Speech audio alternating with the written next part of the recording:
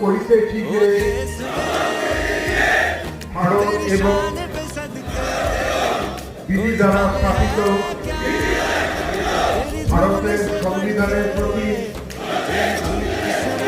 আমি অকপট শ্রদ্ধা, আনুগত্য ও নিষ্ঠা পোষণ করিব। ভারতের সার্বভৌমত্ব ও অখণ্ডতা রক্ষা করিব। আমার পদের কর্তব্যসমূহ নিষ্ঠাপূর্বক সাধুতা সহকারে ও বিনা পক্ষপাতে নির্বাহ করিব।